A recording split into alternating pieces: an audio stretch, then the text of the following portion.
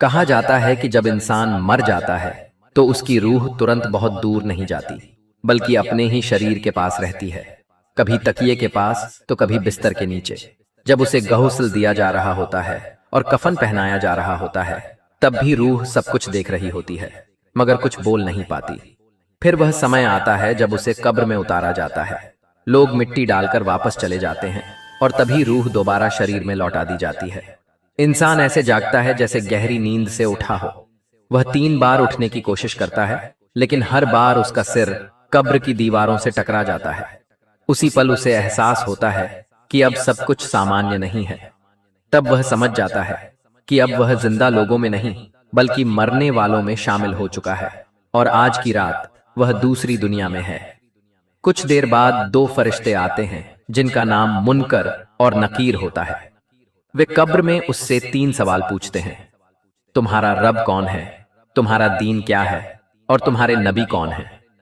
اگر وہ صحیح جواب دے دیتا ہے تو وہ کامیاب ہو جاتا ہے اور اگر زبان لڑکھڑا جاتی ہے تو ناکامی اس کا انتظار کرتی ہے۔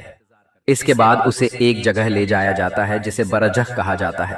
یہ ایک ایسا مرحلہ ہے جہاں 2 دروازے ہوتے ہیں، ایک جنت کی طرف اور دوسرا جہنم کی طرف۔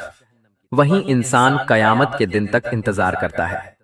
پھر حساب کتاب ہوگا، اعمال تولے جائیں گے اور آخری فیصلہ ہوگا کہ وہ جنتی ہے یا جہنمی۔ اور کبھی کبھی اس کے رشتہ دار اور دوست اس کی قبر پر آتے ہیں۔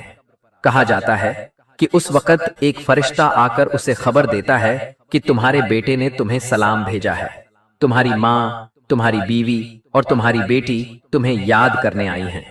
تب روح قبر کی مٹی کے اوپر آتی ہے، ان کی باتیں سنتی ہے اور ان کے قدموں کی آہٹ محسوس کرتی ہے۔ یاد رکھو، یہ سب میں نے پہلے اپنے لیے لکھا اور پھر تمہارے لیے، تاکہ ہم گناہوں سے توبہ کریں اور زندگی کی حقیقت کو پہچانیں۔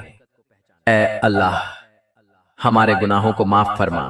اگر یہ بات تم تک پہنچی ہے تو اسے کسی اور تک بھی پہنچا دینا، کیونکہ نبی کریم نے فرمایا ہے کہ میری طرف سے ایک آیت ہی صحیح لوگوں تک پہنچا دو۔ جزاک اللہ خیر۔